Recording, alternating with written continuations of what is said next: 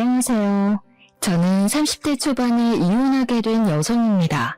남들은 꽃잎 내리는 날 소중한 사람들이랑 소중한 시간 많이 보내고들 하는데 저는 이 기분 전환되는 시기에 이혼하게 되어 참 유감인 일이네요. 너무 기가 막힌 일을 겪어서 여기저기 떠들어보고자 사연을 올려봅니다. 다들 제 사연 다 듣고 나시면 저랑 비슷한 감정을 느낄 거라 감히 확신할 수 있습니다. 작성하다가 저도 모르게 흥분할 수 있으니 양해 부탁드려요. 남편과 저는 회사 면접관과 면접자로 만난 인연입니다. 남편이 저를 면접에서 뽑아준 상사였죠. 그곳은 서비스 관련 직장이었는데 남편이 제 인상을 좋게 보고 웃는 모습이 마음에 들어서 뽑았다고 해줬어요. 우리 회사가 그리 큰 건 아니어서 밥을 먹거나 일을 하면 늘 같은 공간에서 몇 시간씩 얼굴을 맞대고 일을 하거든요. 그렇게 지내다 보면 안 친한 사람들과도 금세 말을 터서 정이 들어요. 저도 실제 입사 한 달도 안 돼서 부서 사람들이랑 사적인 대화를 할 만큼 친해졌었거든요. 그건 남편과도 마찬가지였습니다.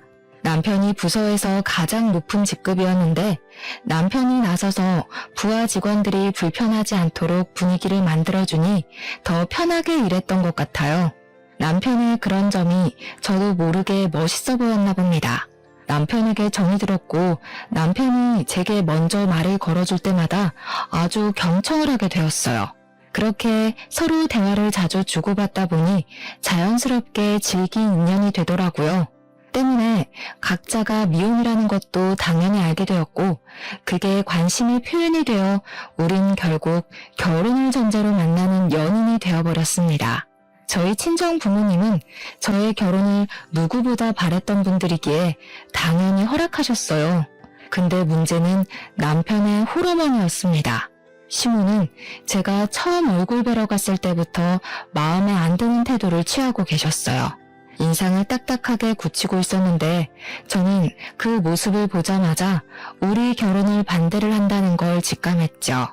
당연히 이유는 몰랐습니다.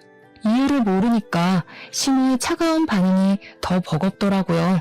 나중에 인사를 나누고 본격적으로 대화를 나누기 시작했을 때도 시모가 저한테 관심이 없다는 것이 팍팍 느껴졌어요.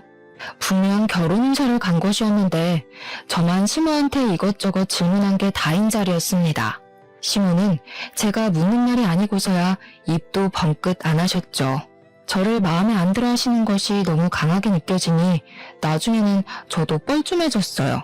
차라리 뭐가 어떻게 마음에 안 드는지 시비라도 걸어주길 바랬을 정도로 점막이 강해서 어색했습니다. 나중엔 남편도 시모의 태도가 기분 나빴는지 자기 엄마한테 한 소리 하더라고요. 엄마, 희재한테 뭐 궁금한 거 없어? 그래도 아들이 결혼하고 싶은 여잔데 예의상이라도 좀 물어보고 그래라. 아들 입장 생각은 안 해? 궁금한 게 있어야 물어보지.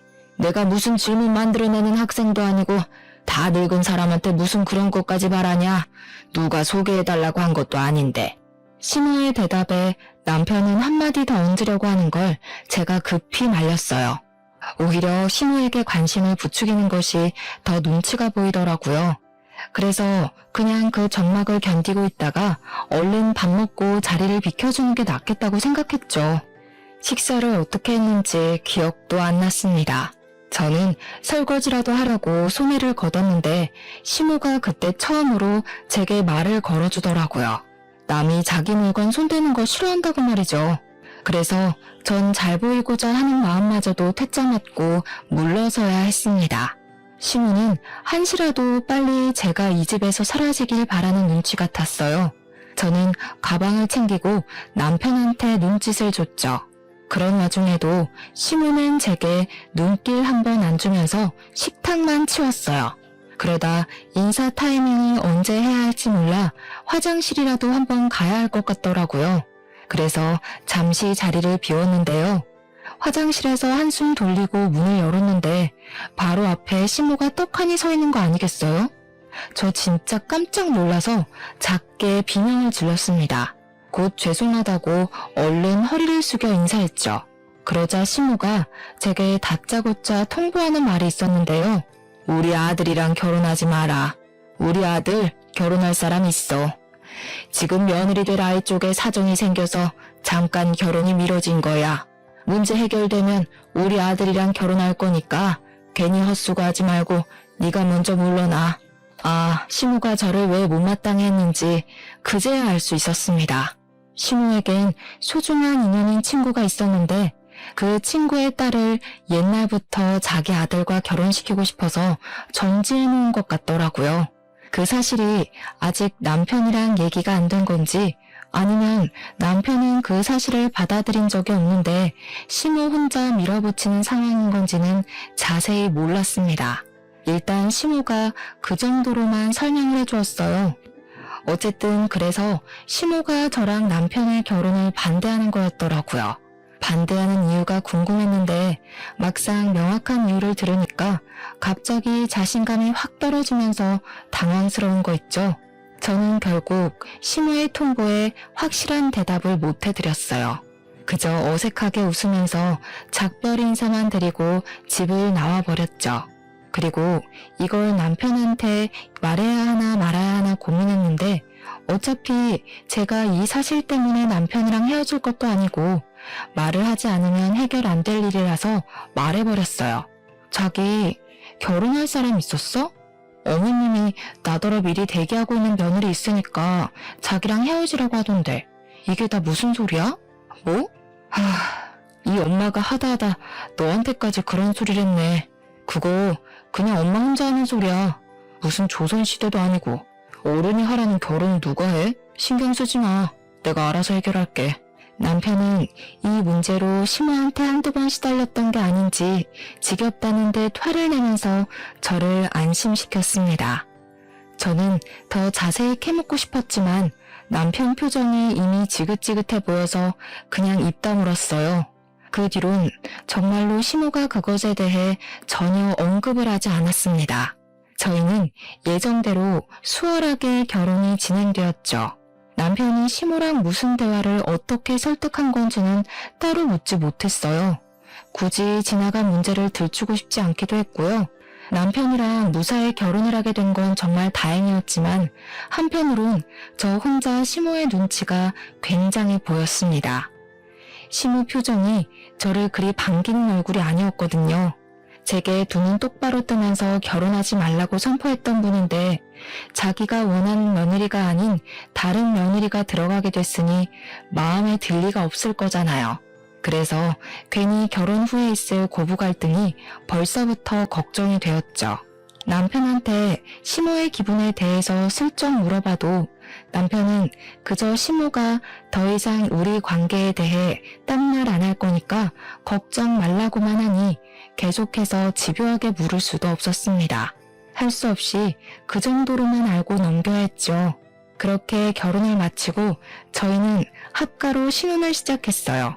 그 이유는 시무가 합가를 원해서였습니다. 시무가 합가를 원했을 때 남편이 단번에 거절했지만 제가 하겠다고 했어요. 저는 처음부터 시무에게 미움털이 박힌 며느리라 시무랑 친해지는 게 우선이라 생각했거든요. 그래서 합가를 통해 점수를 좀 따고 싶었어요. 남편이 저더러 시무한테 그렇게까지 잘 보이지 않아도 된다고 했는데 저는 제가 정말 괜찮은 며느리라는 걸 보여주고 싶었고 인정받고 싶었습니다. 시무의 등짝을 감당할 각오도 많이 했어요. 시무가 자기 친구의 딸을 많이 좋아한다는 거 알고 있습니다. 하지만 그 친구의 딸을 며느리로 만들지 못한 것이 아쉽지 않도록 제가 며느리가 된 사람으로서 훨씬 더 잘해내고 싶었어요. 이왕 식구가 된 며느리는 저였으니까요. 그래서 저는 합가 첫날부터 만반의 마음을 가지고 잠자리에 들었습니다. 다음날 아침 일찍 일어나 시무를 위한 아침 밥상을 차리려고 했죠. 그렇게 다음날 이른 아침 알람 소리를 듣고 눈을 떴어요. 아침 먹고 출근을 해야 해서 너무 피곤했지만 어제의 다짐을 생각하면서 차림새를 정돈하고 거실 밖으로 나갔습니다. 그리곤 깜짝 놀랐어요. 주방에서 기척 소리가 나길래 그때부터 주춤거리며 다가갔는데 놀랍게도 시무가 먼저 일어나서 아침을 준비하고 있더라고요. 어머님? 일찍 일어나셨나요? 제가 아침 차리려고 그랬는데 죄송해요. 제가 더 일찍 일어났어야 했는데 어머님 기상 시간을 몰랐네요. 내일부턴 더 빨리 일어날게요. 일하는 사람이 뭐하러 아침까지 차리려고. 시간이 있을 때 조금이라도 더 눈 붙이려고 해야지. 원래 집안일은 집에 있는 사람들 몫인 거야. 상 차리는 건 내가 할 테니까 도와줄 거 없어. 한 50분 더 잘 수 있겠네. 얼른 좀 더 자고 와. 그런데 말이에요. 제가 놀라야 할 부분은 따로 있었더라고요. 시모가 저보다 먼저 일어나서 아침을 준비하고 있었던 것에 기함할 것이 아니라 시모의 말씨와 태도에 기절 초풍해야 할 일이었어요. 그날의 시모는 제가 알던 시모와 확연히 다른 사람으로 변해 있었습니다. 그 갑작스러운 변화가 낯설어서 제가 당장 태도를 어떻게 받아쳐야 될지 계산을 못했을 만큼 당황스러웠어요. 시모는 제게 빈말을 한 것이 아니었는지 한 번도 보여준 적 없는 웃음까지 보여주면서 뭘 귀신같이 서 있기만 하냐고, 나중에 졸면서 밥 먹지 말고 얼른 들어가서 자라고 하대요. 진심 같아 보였어요. 정말 저에게 선심을 베풀어주는 모습이었습니다. 저는 시모의 지나친 배려에 못 이겨 결국 얼떨떨하게 다시 방으로 돌아와 버렸어요. 그리고는 침대에 누워 한숨도 못 자고 생각만 했죠. 그날을 기점으로 시모는 그때뿐만이 아니라는 듯이 한결같이 상냥한 태도로 일관하였습니다. 결혼을 반대한 사람이 많냐는 듯 막상 결혼하고 나니까 잘해주기 시작했어요. 시모의 친절은 몸둘 바를 모를 정도였는데요. 아침마다 저보다 먼저 일어나서 아침상을 준비하셨고 제 손이 닿기 전 집안일을 먼저 해주셨어요. 결혼하기 전에는 시모 목소리도 듣기 힘들었는데 합가하면서부터는 제게 먼저 말도 걸어주시고 일하고 온 제가 피곤할까봐 안마 의자도 양보해 주셨습니다. 저 솔직히 합가한 후로 제가 다짐한 걸 하나도 지키지 못했었어요. 시모가 너무 잘해줘서요. 그게 너무 감사하지만 한편으로는 오히려 며느리로서 마이너스만 되는 것 같아서 시모한테 부탁을 한 적도 있었습니다. 어머님께서 다 해주시니까 제가 아무것도 할 게 없네요. 혼자 힘드시게 다 하지 마시고 저한테도 좀 알려주세요. 저도 어머니 이 집 안사람인데 같이 돕고 싶어요. 괜찮다니까 그러네. 네가 나 고생하는 거 알아주기만 해도 피로가 싹 다 풀려. 내 걱정하지 말고 집에 오면 푹 쉬어. 밖에서 일하고 왔는데 집에서까지 일하면 쓰나. 제가 뭘 하려고만 하면 늘 이런 식이니 뭘 할 수도 없었어요. 저는 결국 조금씩 시모의 배려를 받아들이기 시작했죠. 출근 때도 퇴근하고 와서도 시모 덕분에 맛있는 밥을 먹는데 엄마 생각도 나고 얼마나 든든한지 몰라요. 그리고 잘 생각해보면 마냥 미안해하기보단 받는 만큼 고마워하는 것도 하나의 화답일 수 있겠다는 생각이 들더라고요. 그때부터 저는 시모에게 좀 더 적극적으로 표현하고 다가가는 며느리가 되는 걸로 방향을 바꿨습니다. 어머님, 진짜 너무 맛있어요. 매번 너무 감사해요. 제가 해드려야 되는데 비법 알려주시면 다음 쉬는 날에 봐서 제가 대접해드릴게요. 아유, 됐다. 나도 너희들 해먹이는 재미로 자꾸 하는 거지 뭘. 그리고 너희들이 돈도 주지 않냐. 내가 가만히 앉아서 용돈만 받고 놀 수 있나. 에이, 그건 어머님 놀고 먹으라고 드리는 돈이라니깐요. 어머님이야말로 그것 때문에 저희 신경 쓰는 거 그만하시고 제발 어머님만 생각하세요. 그게 저희 마음 생각해 주시는 거예요. 알겠죠? 고맙다. 집에 밝은 사람 하나 들어오니까 분위기가 갈수록 환해지네. 저랑 남편은 서로 돈을 조금 보태서 시모한테 용돈을 주고 있는데 시모는 그걸로 적당한 선에서 사고 싶은 물건을 사기도 했습니다. 알아서 적금도 넣는 것 같았어요. 제가 집에서 며느리 노릇을 잘 못해주고 있는 반면 시모는 제게 과분할 정도로 잘해주니 용돈이라도 챙겨드려야 될 것 같더라고요. 그래서 원래 50만 원을 주고 있었는데 며칠 뒤에는 그냥 제 마음이 시모에게 좀 더 쏠려서 개인적으로 20만 원 더 얹어드렸어요. 그러니 시모가 한날 제게 따로 찾아와 고맙다며 손까지 잡아주더라고요. 그날은 따뜻한 말까지 건네줬는데 진심으로 눈물 날 뻔했습니다. 내가 이런 귀한 며느리를 못 알아보고 하마터면 놓칠 뻔했네. 이전에 섭섭한 거 있었으면 그냥 늙은이가 노망이 났었나 보다 하고 잊어줘. 그때 속상함을 안 잊었을 수가 있겠습니까? 저는 진작에 제 결혼을 반대했던 시모의 차갑던 모습을 깡그리 잊어버렸어요. 고부 갈등을 너무 걱정했는데 시모에게 며느리로 인정받으니까 괜한 걱정이었다는 것을 새삼 느꼈었네요.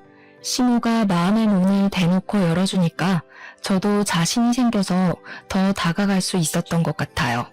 그래서 저는 시간 날 때마다 시모의 어깨도 주물러주고 일부러 시모랑 시간 내서 데이트도 했습니다.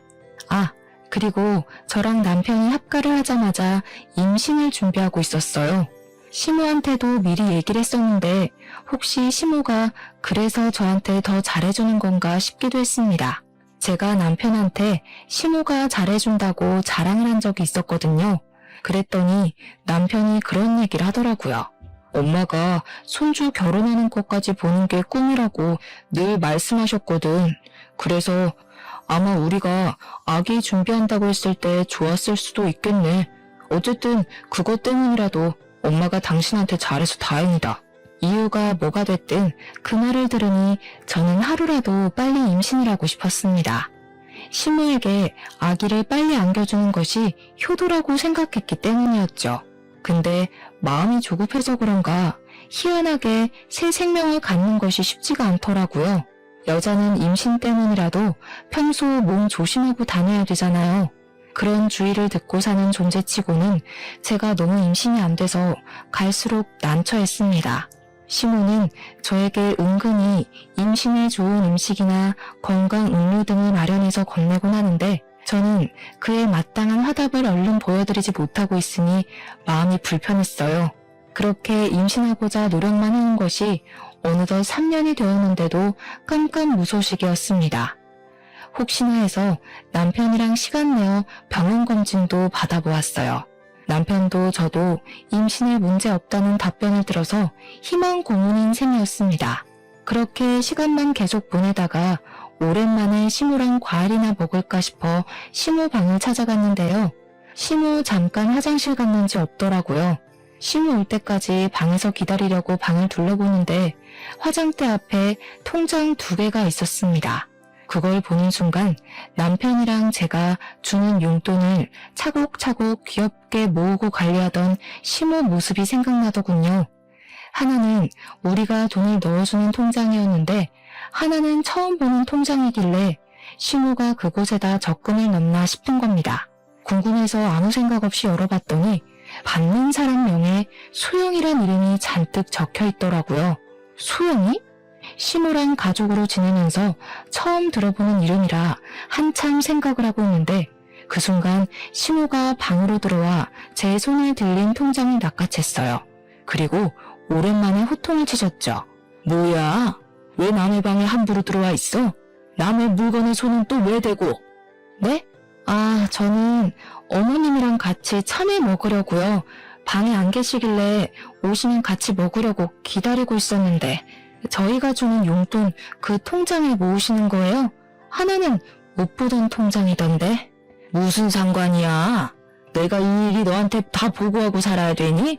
아무리 한 지붕 아래 산다고 하지만 어떻게 방주인 허락도 없이 함부로 들락거리는 거야? 다시는 이 방에 얼씬도 하지 마라. 나가, 당장. 저 그날 시모의 무서운 모습을 정말 오랜만에 봤었습니다. 결혼 전에 저를 반대했던 그 모습을 본 기분이었어요. 저는 그대로 시모에게 쫓겨나고 말았어요. 당황스러운 상태로 방으로 돌아와 한참이나 멍을 때렸습니다. 혹시 내가 임신을 못하고 있어서 시모도 본의 아니게 예민해져 있는 건가 싶기도 하더라고요. 그건 알게 모르게 자리 잡은 우리 가족의 스트레스가 맞으니 저도 참 면목 없는 입장이긴 했어요. 그런데 제 머릿속엔 소영이란 이름도 계속 마음에 걸렸는데요. 분명 받는 사람 이름에 소영이가 찍혀 있었단 말이죠. 소영이가 누구길래 시모는 소영이란 사람에게 꾸준히 돈을 보내고 있었는지 궁금했어요. 날짜를 보니까 최근까지 일자가 찍혀있던 걸 보면 계속 가깝게 지내는 인연이라는 것 정도는 추측할 수 있었습니다. 일단 그것 이상으론 제가 알 수 있는 것이 뭐 없어서 시간만 흘려보냈어요. 그보다 문제는 시모와 틀어진 관계를 어떻게 풀 것인가라는 것입니다. 그리고 다음날 의외로 시모가 먼저 제게 사과를 해왔습니다. 세아가, 어젠 내가 너무 예민했지? 간밤에 안 좋은 꿈을 꿔서 잠을 잘 못 잤는데 그 바람에 내가 좀 예민했나 보다. 너한테 큰 실수를 했어. 미안해. 아니에요, 어머님. 제가 멋대로 들어간 건 맞는걸요. 다음부터 조심할게요. 저도 어머님 물건 함부로 손대서 죄송해요. 근데 정말 손만 댔지 아무것도 못 봤어요. 걱정 마세요. 일단은 시모가 혹시라도 무엇을 걱정할까봐 그렇게 둘러대줬습니다. 그래서 그런가 시모가 눈에 띄게 안색이 밝아지는 것 같기도 했어요. 어쨌든 저는 다소 찝찝한 기분으로 며칠을 보냈고 시모와 저는 다시 평소처럼 잘 지냈습니다. 그리고 며칠 뒤였어요. 남편이 아파서 연차를 냈다길래 제가 같은 직장에서 일하는 입장인지라 걱정되어서 일이 제대로 안 되더라고요. 결국 급하게 마무리만 한 뒤 저도 조금 일찍 퇴근했습니다. 남편한테는 따로 문자만 넣은 뒤 귀가를 했어요. 도어락을 열고 집에 갔더니 아무도 나와보는 사람이 없더라고요. 그래서 다들 방에 있나 싶어서 기웃거렸는데요. 느닷없이 화장실 쪽에서 무슨 웅성대는 소리가 들리는 겁니다. 소리 나는 쪽으로 가까이 갔더니 남편과 시모가 티격태격거리고 있는 거 아니겠습니까? 엄마 진짜 제정신이야? 그게 말이 된다고 생각해? 걔도 제정신이 아니고서야 그런 걸 한다 했다고? 난 싫어. 둘이서 한 맞춰온 걸 왜 나한테 하라고 강요해? 난 싫다고. 너더러 같이 살아달라는 거 아니잖아. 직접 살 부딪히란 소리도 아닌데 그거 조금 담아주는 게 뭐가 어려워서. 내가 결혼 양보해줬으면 너도 이건 해줘야지. 그때 남편이 시모를 밀치고 화장실을 박차고 나왔습니다. 그리곤 당연하게도 저를 맞닥뜨렸죠. 저를 마주하자 남편이 깜짝 놀라서 큰 소리를 내질렀어요. 금세 시모가 뒤따라 나오더라고요. 저는 그저 무슨 일인지 몰라서 시모랑 왜 다투냐고 물었는데 남편이랑 시모가 금세 대면대면하면서 아무것도 아니라고 하고 흩어져 버리는 겁니다. 남편을 따라가서 한 번 더 물었지만 시모가 말도 안 되는 걸 자꾸 요구한다는데 그 정도로만 말해주고 더 이상은 저랑 상관없는 일이라고 말하기를 회피만 했어요. 그렇게 자꾸 원인 모를 찝찝함만 쌓여가는 채로 시간이 더 흘렀습니다. 그러다 보니 저는 임신 하나만 신경 쓰기도 너무 벅차서 끝내 다른 건 저절로 관심을 놓게 됐어요. 보고 듣고 찾는 것까지 모두 임신에 관련된 정보들에만 신경을 몰두하게 되었죠. 제가 노력하는 만큼 남편도 함께 노력해줘서 마음이 외롭지는 않았습니다. 또 시모가 결과물을 재촉하는 분도 아니셨던지라 임신에 실패해도 절망스럽진 않았어요. 다만 지치긴 했습니다. 목표 지점이라도 보이면 좋겠는데 그것마저 보이지 않으니까 괜히 불안하더라고요. 제가 임신을 못해서 날로 스트레스를 받고 있으니 시모는 이제 저를 돕는다고 임신에 좋은 것들까지 챙겨주기 시작했는데요. 이렇게 받기만 하는 것이 미안해서 한날은 시모를 위해 제가 아침밥을 해볼까 싶어 새벽 일찍 일어났거든요. 그런데 그날도 시모가 저보다 더 일찍 일어나 주방에서 기척을 내고 있더라고요. 결국 또 아침밥 준비는 시모한테 양보해야 하나 싶어 할 수 없이 시모를 돕기라도 하려고 다가갔어요. 근데 마침 시모가 통화를 하고 있어서 잠깐 기다렸는데요. 걱정 마라 소영아. 내가 매일 아침마다 애들 국에 약 타고 있어. 임신이 될 일은 절대 없다. 의사가 말해준 치사량보다 훨씬 높아서 더 안전해. 어머님, 저 정말 어머님 아니면 의지할 데가 없어요. 저 버리시면 안 돼요? 어머님이랑 남편 돌아올 때까지 꼭 기다릴게요. 알지 그럼. 너 말곤 그 누구도 내 며느리 못 돼. 다시 네 자리 찾아줄 테니까 조금만 기다려. 아유, 불쌍한 내 새끼. 내가 얼른 가서 몸조리 시켜줘야 되는데 여기서 엄한 시간만 뺏기고 있네. 저 순간 뭔가 잘못 들은 줄 알고 한참 고쳐 생각했습니다. 그럼에도 시모의 통화 목소리는 여전히 애달프고 통화 대상은 시모를 애타게 찾고 있었어요. 말도 안 되는 사실에 놀라서 바로 소리를 지를 뻔했습니다. 그러니까 분명히 시모 입에서 소영이란 이름이 언급되었고 그 소영이더러 며느리라 일컬었잖아요. 듣자 하니 내용 정황상 시모가 말했던 소중한 친구의 딸은 다름 아닌 소영이인 것 같았어요. 그 말은 즉 우리한테 받고 있던 용돈을 적금에 넣는 것이 아닌 소영이란 여자한테 붙여주고 있었다는 말도 되는 겁니다. 그리고 그 소영이란 여자가 바로 시모가 원했던 며느리라는 사실도 되겠죠. 불임이 길어지면 이혼 사유가 된다고 하더라. 이대로 계속 임신 못하게 막다가 손주 못 낳는다는 이유로 확 쫓아내버리면 돼. 지도 할 말 없을걸? 참, 너는 오늘 검진 다녀왔지? 뭐라니? 애는 건강하다니? 듣자 하니 기가 막혀서 더는 못 들어주겠더라고요. 저는 당장 시모한테 가서 폰을 빼앗았어요. 그리곤 대신 전화를 받아서 누구냐고 소리를 질렀죠. 당신 뭐예요? 우리 어머님이랑 무슨 사이예요? 아, 원래 며느리로 들어오려고 했던 분? 그래서 며느리로 언제 들어올 수 있을지 저 몰래 계획이라도 짜고 있었어요? 매일 아침마다 이렇게 통화했던 겁니까? 제가 난데없이 퍼부어버렸더니 상대방이 놀랐는지 바로 전화가 끊기더라고요.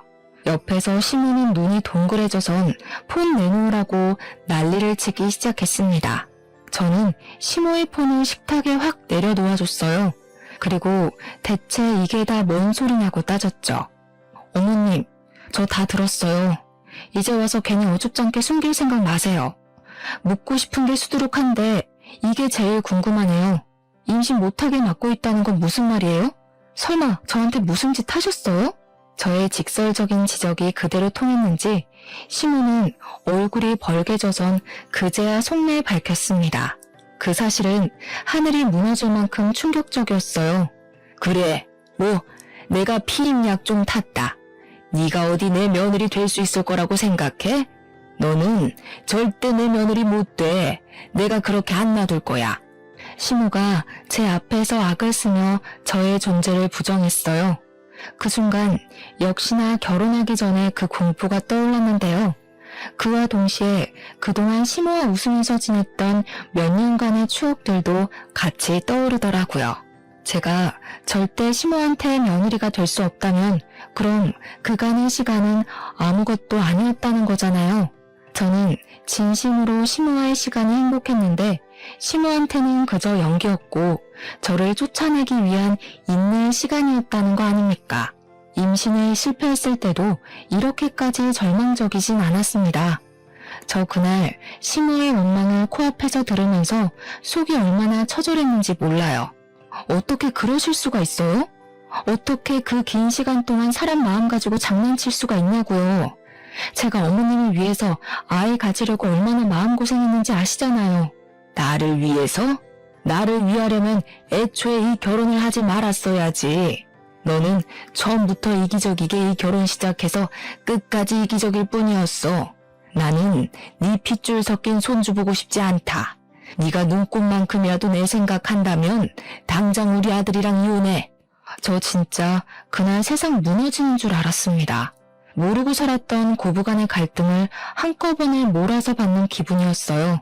저는 그대로 자리에 주저앉아 버렸어요. 결국 단 한 번도 시모의 인정을 받은 적 없는 며느리였다는 것이 허망하기 그지없었고 그저 허울뿐인 관계였다는 것이 너무 허탈했어요. 저를 이렇게 무너지게 만든 시모가 정말 미웠습니다. 거실에서 나는 소란 때문에 잠에서 깬 남편이 바깥을 나왔는데요. 제가 주저앉아서 울고 있으니까 놀라서는 제 걱정을 해주더라고요. 그런 와중에도 시모는 울고 있는 저한테 대고서 계속해서 할 말을 토해내고 있었습니다. 이왕 이렇게 된 거 이제라도 알았으면 그만 포기하고 우리 아들이랑 이혼하라니까. 너한테는 이미 며느리가 될 애가 따로 있다고 했잖아. 너도 이젠 자존심 상하지 않니? 이미 이런 집구석인 거 다 알았을 텐데 계속 붙어있는 것도 불편할 텐데. 결국엔 결혼 전부터 했던 얘기를 다시 하기 시작하셨어요. 무슨 상황인지 알게 된 남편은 화가 나서 시무를 끌고 집 밖으로 나가버렸습니다. 저 혼자 그 자리에서 한참을 서럽게 울고만 있었어요. 울다 보니 3년간 임신 못했던 게 시무의 이기심 때문이란 사실이 갈수록 더 화가 나더라고요. 이거 절대 넘어가주기 싫대요. 제가 불행해지는 한이 있더라도 시무가 기뻐하게 될 날은 두고 봐주기 싫어서 무조건 시무를 고소하려고 당장 휴대폰을 들고 뒤따라 나갔습니다. 뭐 하나라도 건져서 시무의 잘못된 행동을 혼내주고 싶었죠. 그렇게 밖으로 따라나간 저는 그곳에서 예상치 못한 사실을 더 알게 되었어요. 제가 나타난 줄 모르고 아까 그 주제에 대해서 한참 동안 실랑이를 벌이고 있더라고요. 듣자 하니 그 소영이라는 여자 있잖아요. 그 여자가 사실은 남편의 전처라는 거 아니겠습니까? 시무가 그 여자를 며느리로 찌내놓은 것이 아니라 원래 그 여자가 시무의 며느리였던 여자라는 거예요. 그러니까 남편이랑 전처 사이가 안 좋아서 이혼을 하게 된 건데 시무랑 전처 사이는 엄마랑 딸처럼 엄청 좋았던 것 같더라고요. 근데 남편과 전처가 이혼을 한 이유는 또 그 이유 때문이래요.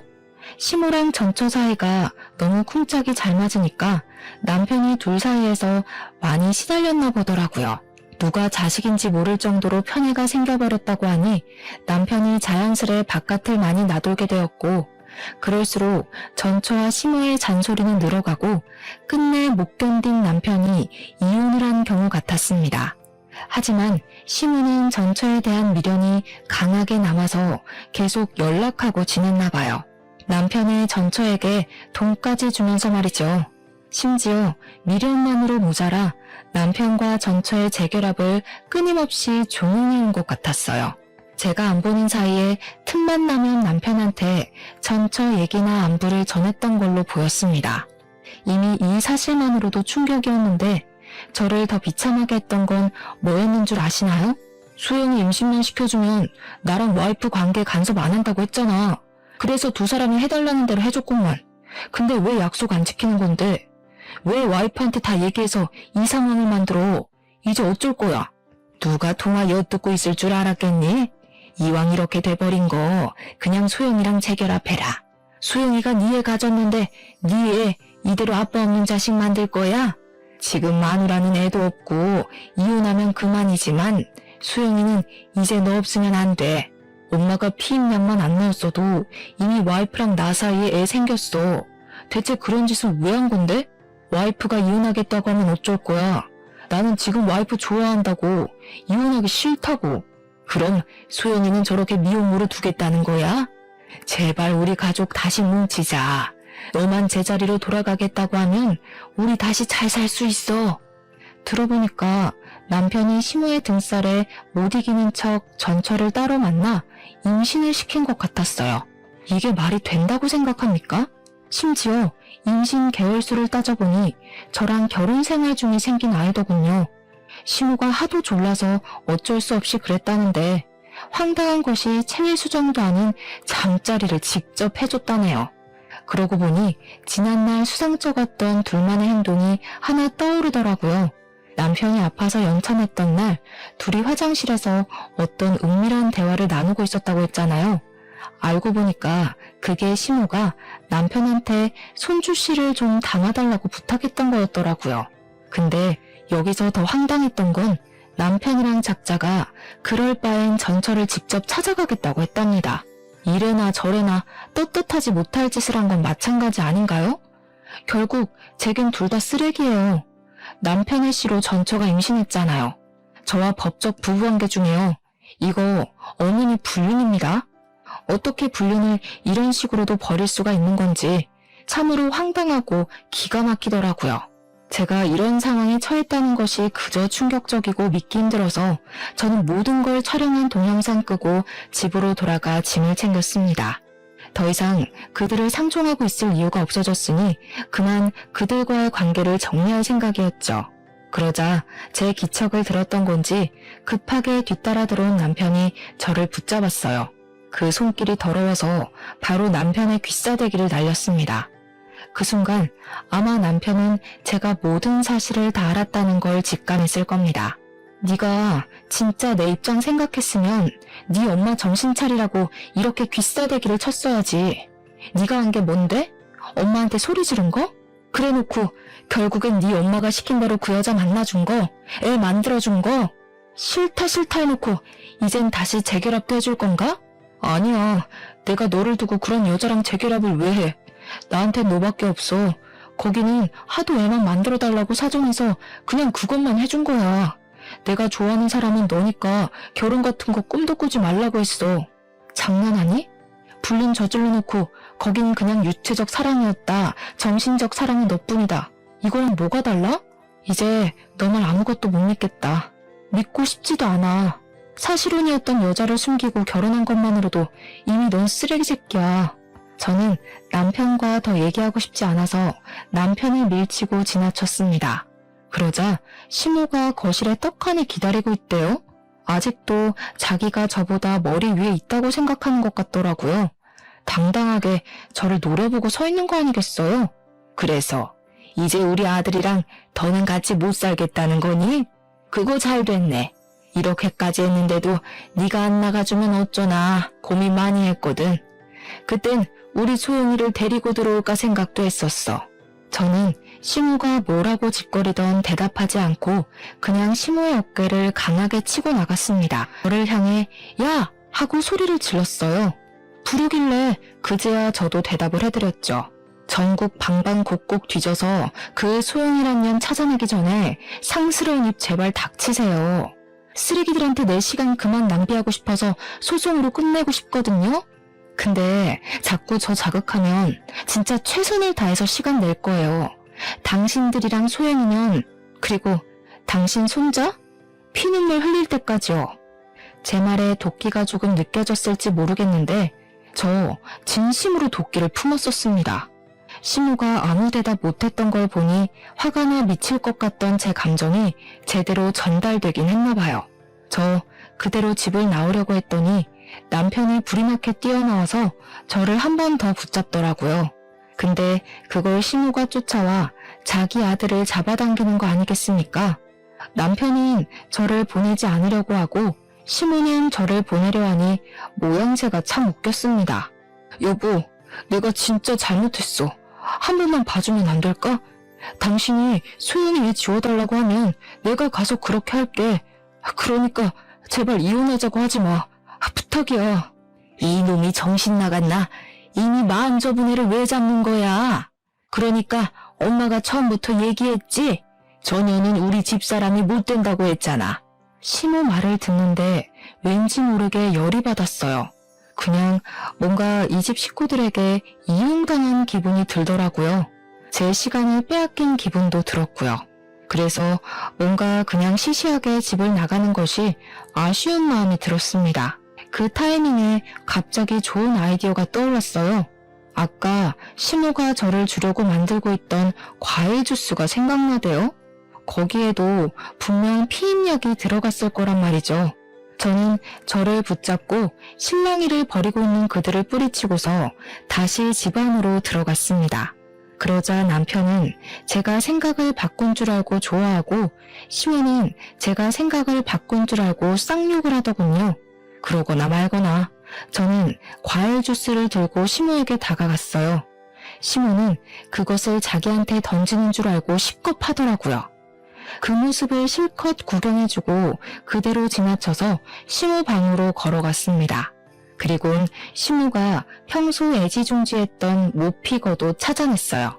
그 모피겉옷은 시모가 가진 재산 중에 가장 비싼 물건이기도 했지만 우리 친정에서 예단으로 준비한 시모에게 주는 선물이었습니다.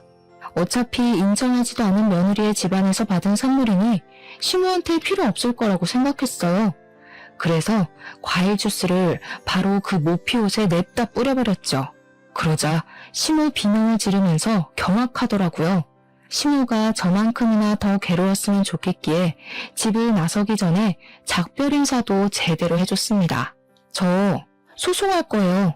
그렇게 아끼시는 며느리도 상간녀로 고소할 거고요. 돈 갚느라 잘 먹고 잘 살지는 모르겠는데 일단 아이 안 생기게 막아준 건 새삼 감사하네요.